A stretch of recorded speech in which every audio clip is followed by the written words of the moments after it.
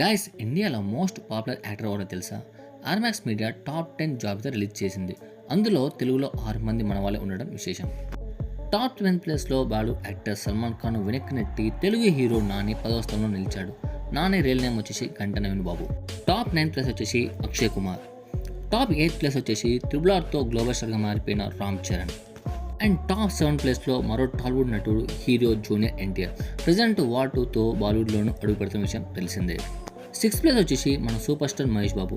Next Rajamouli cinema గారితో వచ్చిన తర్వాత నెంబర్ 1 ప్లేస్కి వెళ్ళిపోయే ఛాన్స్ అయితే ఉండొచ్చు.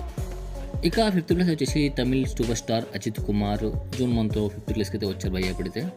అండ్ 4th ప్లేస్ వచ్చేసి షారుఖ్ ఖాన్ వెనక్కి తగ్గిపోయాడు.